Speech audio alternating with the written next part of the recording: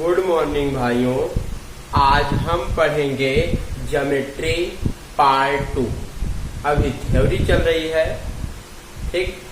Part 1 पहले देख लीजिएगा, ठीक है। पार्ट 1 बिना देखे पार्ट 2 ना देखिएगा, नहीं तो कम समझ में आएगा।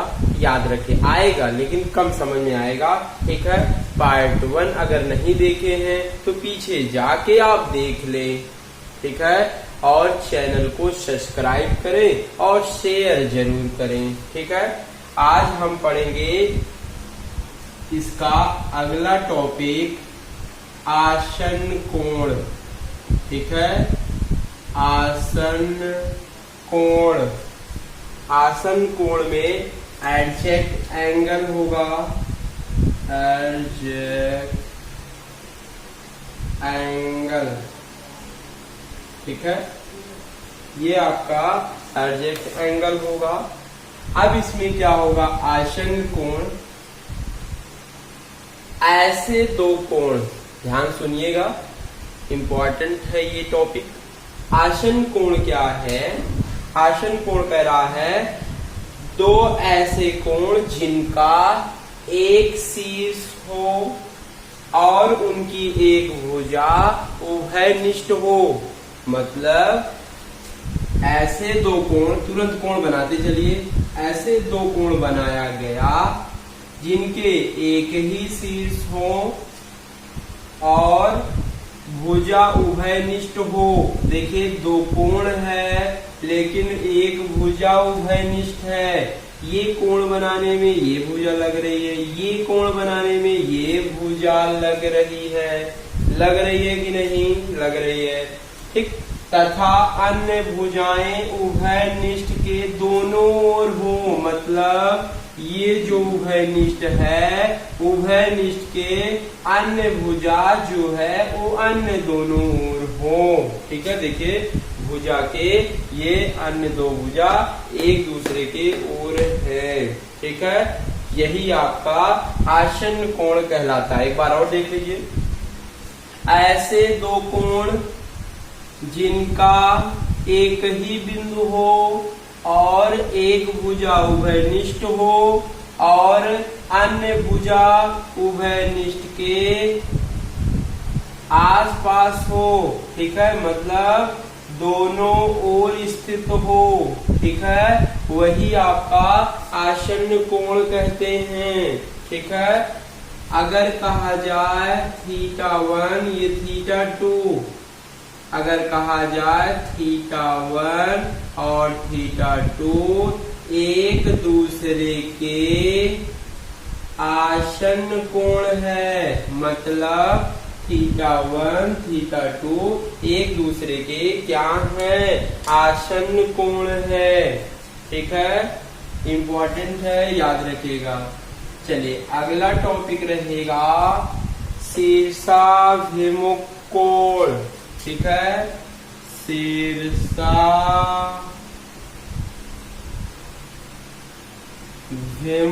कोण, शीर्षाभिमुख कोण vertically opposite angle, vertically opposite angle, ये आपका शीर्षाभिमुख कोण। याद रखिएगा ये सब क्वेश्चन लगाने में मदद करेंगी, ठीक है। तभी समझ में आएगा क्वेश्चन। शीर्षाभिमुख कोण वर्टिकली अपोजिट एंगल। अब देखिए इसमें क्या होगा, ऐसी दो समांतर रेखाएं जिनको एक तिर्यक रेखा काटती है, ठीक, ऐसे भी बोल सकते हैं। ये आपका आमने सामने के कोण क्या कहलाएंगे? शीर्षाभिमुख कोण। या डायरेक्ट बोल सकते हैं दो रेखाएं एक दूसरे को काटती हैं, जो आमने सामने के कोण बनते हैं वो आपके शीर्षाभिमुख कोण कहलाते हैं। जैसे θ1, θ2, θ3, θ4 ये दोनों बराबर होंगे। θ1 बराबर θ2, θ3 बराबर θ4 ये दोनों आपस में कोण बराबर होंगे। उसे हम शीर्षाभिमुख कोण कहते हैं। शीर्षाभिमुख कोण यहाँ पर भी बोल सकते हैं ये कोण आपस में बराबर होगा। यहाँ से यहाँ देखा जाए ये भी बराबर होगा। ये कोण बराबर होगा, ये बराबर होगा। ठीक है, चाहे जैसे बोलिए, बस इसका मेन कॉन्सेप्ट है अगर दो रेखा एक दूसरे को किसी बिंदु पर काटती है तो आपका जो आमने सामने के कोण बनेंगे आपस में बराबर होते हैं। यही आपका शीर्षाभिमुख कोण होता है। ठीक है, यही शीर्षाभिमुख कोण है। समझ पाए? ठीक है, चलिए आइए चलते हैं अगला टॉपिक। अगला टॉपिक भी इम्पोर्टेंट है, इसको हम बोलेंगे संगत कोण, करेस्पॉन्डिंग एंगल। ये आपका संगत कोण ये बोला जाएगा करेस्पॉन्डिंग एंगल। ठीक है, करेस्पॉन्डिंग एंगल क्या होता है, ध्यान सुनिएगा भाई। दो समांतर रेखा एक तिर्यक रेखा अगर काटेगा, ठीक है, जो ये ऊपर का कोण है और ये कोण है आपस में संगत है। क्यों? क्योंकि ये भी ऊपर कोण बना है, ये भी ऊपर कोण बना है, मतलब संगत है। ये भी देखा जाए ये कोण, ये भी क्या है, संगत कोण है। अगर नीचे का देखा जाए ये भी क्या है, संगत कोण है। ये कोण देखा जाए ये भी आपस में क्या है, संगत कोण है। अगर संगत कोण है तब आपस में बराबर है। ठीक है, चलिए अगर इसको हम 1 मान लें, 2 मान लें, 3 मान लें, 4, 5, 6, 7, 8 सब कोण का मान हम दे दें तो देखिए कौन आपस में बराबर होगा। संगत हमें देखना है। संगत कैसे बनता है, देखिए ये भी इधर कोण बना है ऊपर, ये भी इधर बना है ऊपर, मतलब कोण 1 बराबर कोण 6 बराबर है, तो आपका संगत कोण कहलाएगा। ठीक है, ऐसे इधर बना है कोण 2 बराबर इधर बना है कोण 5, दोनों बराबर होंगे, वो भी संगत कोण होंगे। आगे कोण 3 बराबर कोण 7, कोण 4 बराबर कोण 8, सभी आपस में बराबर होंगे। क्यों बराबर होंगे? क्योंकि संगत का असर है, संगत कोण है। ठीक है, संगत कोण सबको समझ में आया? लिख लें, नोट्स जरूर बनाइए। ठीक है, आगे रिवीजन करने में काम देगा। अगर नोट्स बना है तो दोबारा रिवीजन करेंगे, नहीं समझ में आएगा फिर से आप वीडियो खोलकर देख सकते हैं। ठीक है, चलिए आइए हम चलते हैं अगला टॉपिक, एकांतर कोण। ठीक है, एकांतर कोण, एकांतर कोण आपका क्या होगा, अल्टरनेट एंगल, अल्टरनेट एंगल, एकांतर कोण, अल्टरनेट एंगल क्या होगा, एकांतर कोण क्या होगा, ठीक है। सेम संगत की तरह है, दो समांतर रेखा एक तिर्यक रेखा काट रहा है, देखिए काट रहा है, तो ये कोण इसके एक कोण के अंतर दूसरा कोण एकांतर कोण होगा। अगर हम इसे θ1 बोल दें, θ2, ये दोनों एकांतर कोण है, इसलिए आपस में बराबर होगा, मतलब θ1 बराबर θ2, ठीक। जैसे ये भी एकांतर बोल सकते हैं, कौन सा, ये एकांतर है θ3 θ4, ये एक दूसरे के एकांतर होगा, θ3 बराबर θ4, ये भी एकांतर कोण है, अल्टरनेट एंगल है, इसलिए आपस में बराबर होंगे, ठीक है। ये आपका अल्टरनेट एंगल है, ये सब याद होने चाहिए भाई, ठीक है। याद होगा तो आराम से क्वेश्चन को लगा लेंगे, ठीक है। क्वेश्चन इंपॉर्टेंट होता है, सारे एग्जाम में आते हैं, याद रखिएगा। चलिए अगला हम देखते हैं बाह्य एकांतर कोण, ठीक है। बाहर का भी एकांतर कोण आपस में बराबर होते हैं, ठीक है। इसी से काम चलाइए, ठीक है, अच्छा रहेगा। सिर्फ एकांतर कोण से सारे निकल जाएंगे, संगत, एकांतर, शेषाभिमुख, 3 अगर पता रहेगा तो आराम से कोई भी क्वेश्चन आप लगा सकते हैं, ठीक है। कोई भी क्वेश्चन आप लगा सकते हैं भाई। चलिए आइए चलते हैं, ये कोण खत्म हो गया, हम चलते हैं त्रिभुज, त्रिभुज पर चलते हैं। त्रिभुज आपका ट्रायंगल होगा,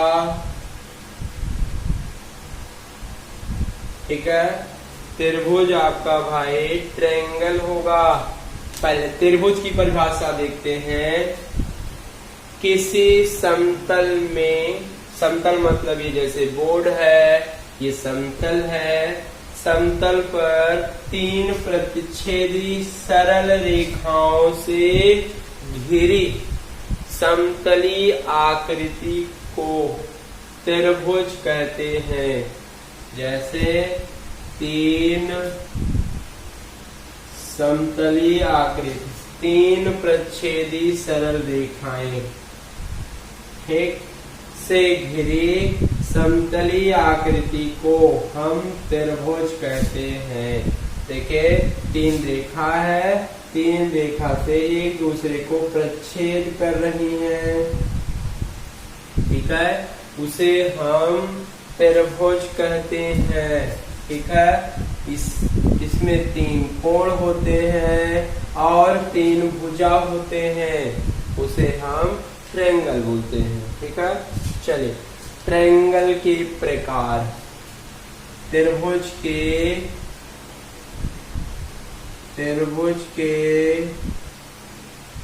प्रकार, ठीक है। त्रिभुज के प्रकार क्या होते हैं? त्रिभुज निम्नलिखित 3 प्रकार के होते हैं, ठीक है। 3 प्रकार के होते हैं। पहले आप 3 प्रकार में, पहले आपके कोणों के आधार पर बताते हैं, कोणों के आधार पर, ठीक है, याद रखिएगा, कोणों के आधार पर निम्नलिखित 3 प्रकार के होते हैं। ठीक है, निम्नलिखित 3 प्रकार के होते हैं। पहला, न्यून कोण त्रिभुज, इसको बोलेंगे एक्यूट एंगल ट्रायंगल। लिखेंगे एक्यूट एंगल ट्रायंगल। ठीक है, एक्यूट एंगल ट्रायंगल, न्यून कोण। अगला दूसरा आपका समकोण त्रिभुज, right angle triangle, right angle triangle, ये आपका समकोण त्रिभुज होगा। ठीक है, तीसरा आपका अधिक कोण त्रिभुज, इसको हम बोलेंगे ऑब्ट्यूज एंगल ट्रायंगल। ठीक है, ये आपके 3 प्रकार के होंगे। 3 प्रकार के ये आपके। पहला आपका है न्यून कोण। चलिए भाई, पहली हेडिंग डालिए, नोट्स बनाते चलिए। पहला आपका है न्यून कोण। ठीक है, याद रखिएगा, पार्ट 1 जरूर पढ़िए क्योंकि वो शुरुआत है। सारे एग्जाम में अच्छे क्वेश्चन आते हैं। ठीक है, पहला हेडिंग डालिए आप, न्यून कोण। न्यून कोण क्या होता है? न्यून कोण जानिए क्या होता है भाई। ऐसा त्रिभुज जिसके सभी कोण न्यून कोण हो। न्यून कोण के ब्रैकेट में लिखिए, जिसका मान 0 से अधिक होता है, 90 से ज्यादा हो तो उसे हम बोलेंगे न्यून कोण। ठीक है, न्यून कोण क्या होगा? मतलब 0 से ज्यादा, 90 से कम, सब लिखाया गया है पार्ट 1 में, उसको जरूर पढ़ें। ठीक है, न्यून कोण त्रिभुज क्या होता है? ऐसा त्रिभुज जिसके सभी कोण न्यून कोण हो, न्यून कोण त्रिभुज कहलाता है। फिगर देख लें, देखिए सभी कोण आपका 90 से कम है तो उसे हम बोलेंगे भाई न्यून कोण। ठीक है, न्यून कोण क्या होगा? सभी कोण क्या होंगे? 90 से कम होंगे, सब आपका न्यून कोण त्रिभुज कहलाएगा। ठीक है, चलिए अगला आपका समकोण। दूसरी हेड डालते हैं भाई, सब लोग डालिए। दूसरा समकोण त्रिभुज। समकोण त्रिभुज क्या होगा?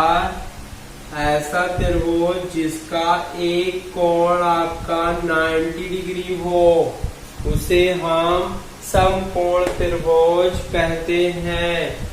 एक कोण आपका क्या हो? 90 डिग्री। 90 डिग्री को ही हम क्या बोलेंगे? समकोण। समकोण मतलब 90 डिग्री। ठीक है, इसे हम बोलेंगे समकोण त्रिभुज। समकोण त्रिभुज में इस भुजा को हम आधार बोलते हैं, इसको हम लंब बोलते हैं, इसे हम कर्ण बोलते हैं। ठीक है, BAC।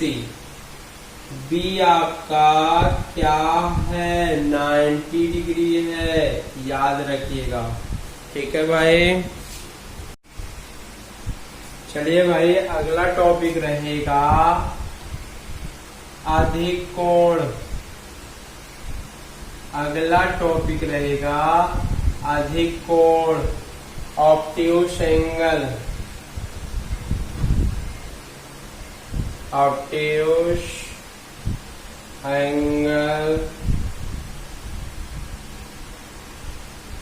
ट्रायंगल, ठीक है। Obtuse angle triangle. अधिक कोण क्या होता है? ऐसा त्रिभुज जिसका एक कोण अधिक कोण हो उसे हम अधिक कोण त्रिभुज कहते हैं। जिसका एक कोण 90 से ज्यादा हो और 180 से कम हो उसे हम अधिक कोण त्रिभुज कहते हैं। जैसे ए बी सी, मान लेते हैं ये 110 डिग्री है। देखिए कोण ए आपका 110 डिग्री है, मतलब ये कौन सा त्रिभुज है? अधिक कोण त्रिभुज है। अधिक कोण डिफिनेशन समझिए, जिसका कोण आपका 90 से ज्यादा हो और 180 से कम हो वो अधिक कोण होगा। अगर ये चीज त्रिभुज में लागू होगा तो आपका अधिक कोण त्रिभुज होगा, ठीक है। अब चलते हैं भुजाओं के आधार पर, ठीक है।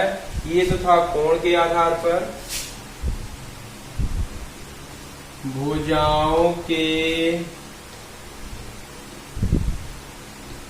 आधार पर, ठीक है। भुजाओं के आधार पर ये भी 3 प्रकार के होते हैं। इसमें पहला प्रकार है समबाहु त्रिभुज, इक्विलैटरल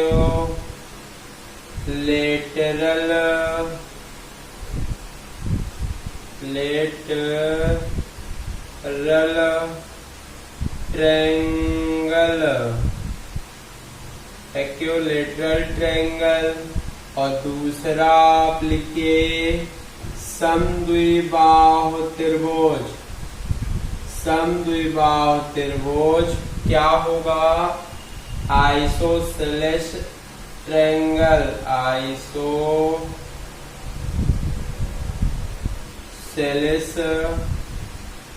ट्रायंगल, ठीक है। और तीसरा आपका विषमबाहु त्रिभुज, विषमबाहु स्केलन ट्रायंगल, ठीक है। पहला आपका समबाहु, दूसरा समद्विबाहु, तीसरा विषम, मतलब इक्विलैटरल, आइसोसेलेस, स्केलन, ठीक है। ये 3 प्रकार के होते हैं। इसमें आपका पहला है समबाहु त्रिभुज। पहली हेडिंग डालेंगे आप समबाहु त्रिभुज। समबाहु त्रिभुज क्या होगा? जिस त्रिभुज की सभी भुजाएं बराबर होती हैं, जिस त्रिभुज की सभी भुजाएं बराबर होती हैं उसे हम समबाहु त्रिभुज कहते हैं। समबाहु त्रिभुज क्या होगा? जिनकी सभी भुजाएं बराबर हैं। अगर सभी भुजाएं बराबर हैं तो सभी कोण आपस में बराबर होंगे, मतलब कोण ए बराबर कोण बी बराबर कोण सी। अगर तीनों भुजा मतलब ए बी बराबर बी सी बराबर सी ए, अगर तीनों भुजाएं बराबर हैं तो उनके सामने के कोण भी क्या होंगे? बराबर होंगे, याद रखिएगा, ठीक है। मतलब जितनी भुजा बराबर होंगे उनके सामने के उतने कोण बराबर होंगे, वही आपका समबाहु त्रिभुज होगा, ठीक है। दूसरी हेडिंग डालिए समद्विबाहु त्रिभुज। समद्विबाहु त्रिभुज, समद्विबाहु मतलब ये आपका ऐसा त्रिभुज होगा जिनमें द्विभाव मतलब सम मतलब बराबर, द्विभुजा बराबर है। अगर समद्विबाहु त्रिभुज है तो उनके दो भुजा बराबर होंगे, उनके सामने के कोण भी क्या होंगे, बराबर होंगे। मतलब कोण AC है, AC के सामने कौन है, कोण B, AB के सामने कौन है, C। ठीक है, मतलब इस त्रिभुज में कौन कौन भुजा बराबर है, AB बराबर AC, मतलब दो भुजा बराबर है, तो उनके सामने के कोण बराबर है, एंगल B बराबर एंगल C, दोनों आपस में बराबर होंगे। ठीक है, समद्विबाहु त्रिभुज क्या होगा, ऐसा त्रिभुज जिनके दो भुजाएं आपस में क्या होंगे, बराबर होंगे। ठीक है, और उनके दो कोण क्या होंगे, बराबर होंगे भाई। ठीक है, चलिए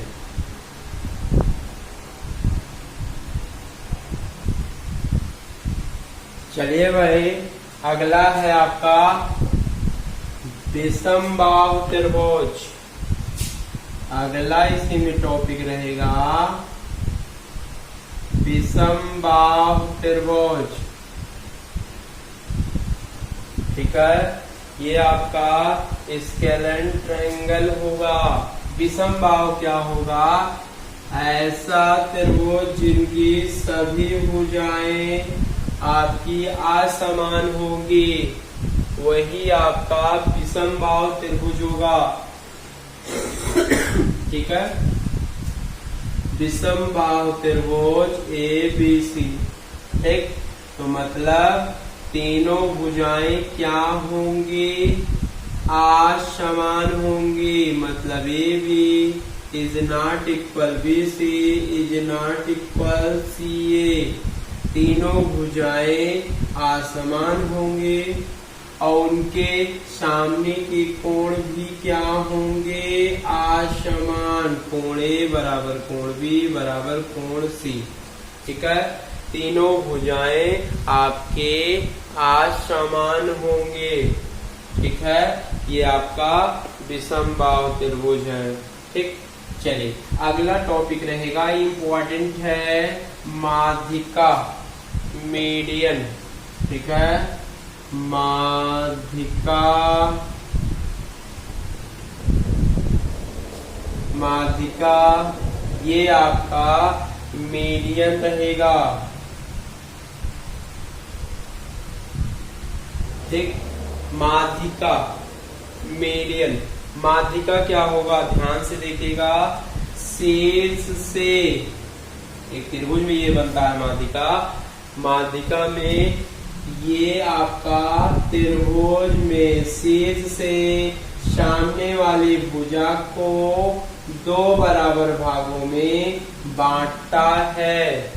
जो भुजा आपका बांटेगा सामने वाली भुजा को दो बराबर भागों में उसी को हम बोलेंगे माध्यिका। ठीक है, ये आपका माध्यिका होगा। ठीक, कौन माध्यिका है, नाम दे दीजिए ABCD। हम बोल पाएंगे त्रिभुज ABC में AD क्या है, माध्यिका है। त्रिभुज ABC में AD आपकी क्या है, माध्यिका है भाई। ठीक है, इसी को माध्यिका। एक बार और देख लें, त्रिभुज के शीर्ष से सामने वाली भुजा को दो बराबर भागों में बांटता है, उसे हम उस रेखा को क्या बोलेंगे, माध्यिका। ठीक है, माध्यिका त्रिभुज को दो बराबर क्षेत्रफलों में बांटता है। जैसे ये बड़ा त्रिभुज है, अगर माध्यिका हम बना लिए तो कितने बराबर त्रिभुज के क्षेत्रफल में बांटेगा, दो बराबर क्षेत्रफल में विभाजित होगा। ठीक है, अगला टॉपिक रहेगा माध्य केंद्र। माध्य केंद्र केंद्रक गुरुत्व केंद्र माध्य केंद्र केंद्रक गुरुत्व केंद्र सेंट्रॉयड। ठीक है, सेंट्रॉयड माध्य केंद्र केंद्रक गुरुत्व केंद्र। ठीक है, ये क्या होता है? माध्य केंद्र इंपॉर्टेंट है, ये आपका केंद्रक के नाम से ज्यादा पूछता है। ठीक है, केंद्रक केंद्रक क्या होगा? माध्यिकाओं के कटान बिंदु को केंद्रक कहते हैं। ठीक है, जैसे कोई त्रिभुज है, यहाँ से माध्यिका बनाया जाए, यहाँ से माध्यिका बनाया जाए, यहाँ से माध्यिका बनाया जाए। ठीक है, मतलब माध्यिकाओं के कटान बिंदु को जहाँ तीनों काटेंगे, जहाँ मिलेंगे, उसे हम क्या बोलेंगे? केंद्रक, सेंट्रॉयड। ठीक है, यही आपका केंद्रक कहलाएगा। ठीक, समझ पा रहे हैं? ठीक, चलिए अब जो ये केंद्रक है, माध्यिका को किस अनुपात में बांटता है? 2:1 के अनुपात में बांटता है। इंपॉर्टेंट है, याद रखिएगा। अगर पूछ ले केंद्रक जो है माध्यिका को किस अनुपात में बांटता है? 2:1 के अनुपात में बांटता है। ऊपर वाला 2 होता है, नीचे वाला आपका 1 होता है। ठीक है, मतलब ये इम्पोर्टेंट है। ये भी पूछ ले, गुरुत्व केंद्र माध्यिका को किस अनुपात में बांटता है? 2:1 के अनुपात में बांटता है। अगर पूछ ले माध्य केंद्र माध्यिका को किस अनुपात में बांटता है? 2:1 के अनुपात में बांटता है। ठीक है, याद रखिएगा। अगर कोई पूछ ले कितने बराबर क्षेत्रफल में विभाजित होता है? 6 बराबर त्रिभुज के क्षेत्रफल में विभाजित होता है। 6 क्षेत्रफल आपस में बराबर होंगे। एक त्रिभुज 2 3 4 5 6 6 के क्षेत्रफल आपस में क्या होंगे? बराबर होंगे। याद रखिएगा भाई। ठीक है, चलिए आइए हम चलते हैं अंतःकेंद्र। अगला टॉपिक रहेगा भाई अंतःकेंद्र। अंतःकेंद्र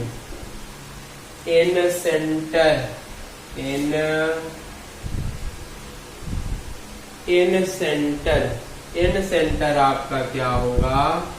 इन सेंटर मतलब अंदर केंद्र होगा। ठीक है, त्रिभुज के अंतः कोणों के समद्विभाजकों या समद्विभाजित करने वाले रेखाओं के कटान बिंदु को अंतःकेंद्र कहते हैं। मतलब इसका क्या है? अंतःकेंद्र क्या होगा?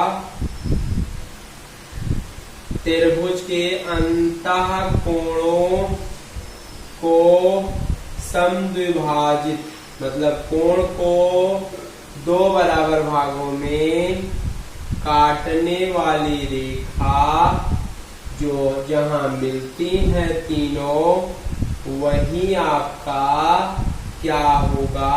अंतःकेंद्र होगा। याद रखिएगा, अंतःकेंद्र क्या होता है? त्रिभुज के अंतः कोणों के समद्विभाजित करने वाले रेखाओं के कटान बिंदु को अंतःकेंद्र कहते हैं, इन सेंटर कहते हैं। याद रखिएगा। ठीक है, ये इसी से अंतःवृत्त बनता है। किसी त्रिभुज में, ठीक है। ये हो गया अंतःकेंद्र। अगला आपका अंतःवृत्त। अंतःवृत्त मतलब अंदर, इन सर्किल, इन सर्किल। अंतःकेंद्र इन सर्किल क्या होगा, त्रिभुज के अंतःकेंद्र से सामने वाली भुजा पर डाला गया लंब अंतःवृत्त की त्रिज्या कहलाती है, ठीक है। एक बार और देख लीजिए, अंतःवृत्त क्या है, त्रिभुज के अंतःकेंद्र से सामने वाली भुजा पर डाला गया लंब वृत्त की त्रिज्या कहलाती है। ये क्या है, वृत्त की त्रिज्या, ठीक है। यहीं से आप सर्किल बना सकते हैं, ठीक है। ये आपका क्या कहलाएगा, अंतःवृत्त, ठीक है। थोड़ा अच्छा बनाइएगा भाई। ये आपका अंतःवृत्त है। अंतःवृत्त अगर कोई पूछ ले, वृत्त किसको स्पर्श करती जाती है, भुजाओं को स्पर्श करती है, ठीक है। अगर कोई पूछ ले अंतःवृत्त जो है किसको स्पर्श करती है, रेखा को स्पर्श करती है, ठीक है। चलिए अगला टॉपिक रहेगा परिकेंद्र, बाहर वाला केंद्र, परिकेंद्र। ये आपका सर्कम सेंटर होगा, ठीक है। ये बाहर का केंद्र है। बाहर का केंद्र क्या होगा, किसी त्रिभुज की भुजाओं पर खींचे गए लंब समद्विभाजकों के कटान बिंदु को परिकेंद्र कहते हैं। परिकेंद्र क्या होगा, त्रिभुज के भुजाओं पर खींचे गए लंब समद्विभाजकों के कटान बिंदु को, ऐसे ही लंब समद्विभाजक कटान बिंदु बनता है। ये किसको द्विभाजित करता है, परिकेंद्र भुजा को द्विभाजित करता है। याद रखिएगा, भुजा को द्विभाजित करता है भाई। और अंतःकेंद्र में किसको द्विभाजित करता था, कोणों को द्विभाजित करता था। और परिकेंद्र में क्या होगा, भुजाओं को द्विभाजित करेगा, ठीक है।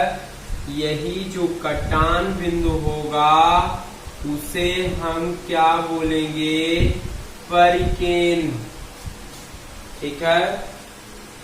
अब परिकेंद्र हो गया।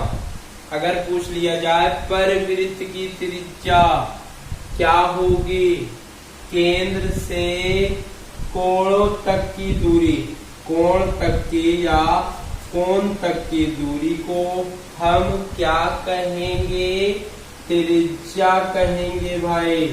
त्रिज्या क्या होगा आपका, केंद्र से कोणों तक के बीच की दूरी को हम परिवृत्त की त्रिज्या कहेंगे, ठीक है। इसी में लिखे परिवृत्त की त्रिज्या। परिवृत्त की त्रिज्या क्या होगी, पहले हेडिंग डाल लीजिए परिवृत्त। पहले समझ ले परिवृत्त क्या होगा, केंद्र से किससे, ये वृत्त किससे होते हुए जाएगी, कोणों को टच करते हुए जाएगी, ठीक है। और केंद्र से कोण तक मिलाने पर वृत्त की क्या बनेगी, त्रिज्या बनेगी, ठीक है। ये आपकी परवृत्त की त्रिज्या है। ठीक है, अगर कोई पूछ ले परवृत्त कैसे बनता है, परिकेंद्र कैसे मिलता है, बोल देंगे हम त्रिभुज के भुजाओं के लंब समद्विभाजकों के कटान बिंदु से परिकेंद्र बनता है। परिकेंद्र से हम परवृत्त बनाते हैं। किसको टच करते हुए जाएगी? कोणों को टच करते हुए जाएगी। ठीक है, याद रखिएगा भाई। ठीक है, चलिए अब इसमें समझिए, अगर पूछ ले न्यून कोण त्रिभुज का परिकेंद्र कहाँ होगा, अगर कोई पूछ ले न्यून कोण त्रिभुज का परिकेंद्र कहाँ होगा, हम बोलेंगे त्रिभुज के अंदर होगा। कहाँ होगा भाई? त्रिभुज के अंदर होगा। एक अगर समकोण त्रिभुज में परिकेंद्र कोई पूछ ले, समकोण त्रिभुज में परिकेंद्र कहाँ होगा भाई? हमेशा समकोण त्रिभुज में परिकेंद्र कर्ण के बीचों बीच पर होता है। कर्ण के बीचों बीच पर आपको परकेंद्र मिलेगा, परवृत्त का केंद्र मिलेगा। याद रखिएगा, अगर कोई पूछ ले समकोण त्रिभुज में परिकेंद्र कहाँ मिलेगा भाई? परिकेंद्र कर्ण के बीचों बीच पर मिलेगा। अगर परवृत्त की त्रिज्या इसी में मांग ले, परवृत्त की त्रिज्या, तो हमेशा कर्ण का आधा होता है। परवृत्त की त्रिज्या क्या होगी? कर्ण का आधा। ठीक है, इसी में हम देख लें अधिक कोण। अधिक कोण में परवृत्त का केंद्र, परवृत्त का केंद्र कहाँ होगा? ये अधिक कोण है। परवृत्त का केंद्र कहाँ होगा भाई? अधिक कोण के सामने। ठीक है, त्रिभुज के बाहर ऐसे बनता है। ठीक है, अधिक कोण त्रिभुज में परिकेंद्र कहाँ होगा? अधिक कोण के सामने होगा, त्रिभुज के बाहर होगा, उसे हम बोलेंगे अधिक कोण त्रिभुज के, ये आपका परिकेंद्र होगा। ठीक है, अगला टॉपिक रहेगा शीर्ष लंब। शीर्ष लंब। ठीक है, शीर्ष लंब क्या होगा? शीर्ष लंब किसी त्रिभुज के शीर्ष से सामने वाले भुजा पर डाला गया लंब शीर्ष लंब कहलाएगा। ठीक है, याद रखिएगा, कोई त्रिभुज होगा, किसी त्रिभुज के शीर्ष से, ये शीर्ष है, शीर्ष से सामने वाले भुजा पर डाला गया लंब आपका क्या कहलाएगा? शीर्ष लंब कहलाता है। ठीक है, याद रखिएगा, इसका आपका कौन सा नाम दे दीजिए? BCD, मतलब AD आपका क्या है? शीर्ष लंब है। ठीक है, अगला लंब केंद्र, अगली हेडिंग डाल दें आप, लंब केंद्र। ठीक है, आर्थो सेंटर क्या बोलेंगे? Ortho centre. लंब केंद्र क्या होता है?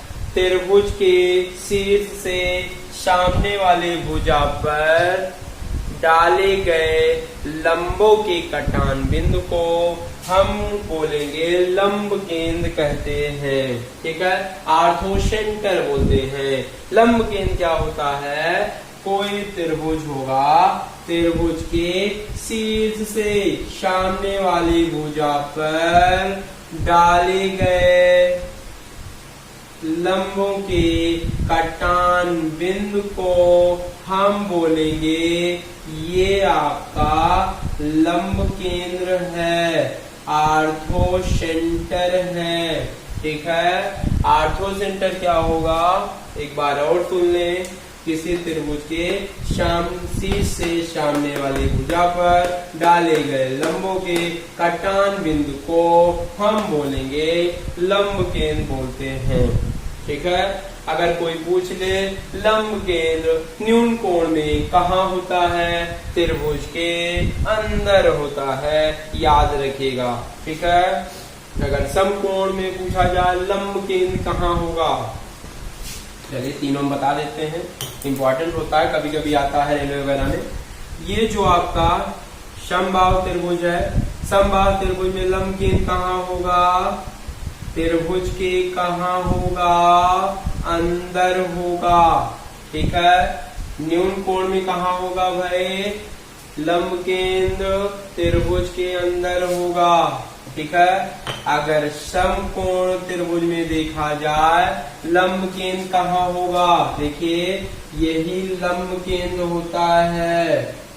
लंब केंद्र कहाँ होता है भाई, जहां पे आपका 90 डिग्री बनता है उस कोने को हम बोलते हैं लंब केंद्र। ठीक है, ये आपका क्या है, लंब केंद्र होता है। अधिक कोण त्रिभुज में हम देख लेते हैं, अधिक कोण त्रिभुज का आर्थो सेंटर कहाँ होता है, आर्थो सेंटर अधिक कोण के पीछे होता है और त्रिभुज के बाहर होता है। ऐसे ही बनता है फिगर, ये ऐसे ही फिगर बनाया जाता है, इसे हम बोलते हैं लंब केंद्र। ठीक है, आर्थो सेंटर।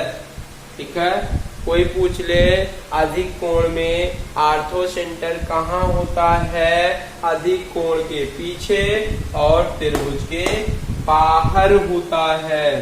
ठीक है, चलिए आइए कुछ इम्पोर्टेंट पॉइंट्स हैं, ध्यान से देखिएगा।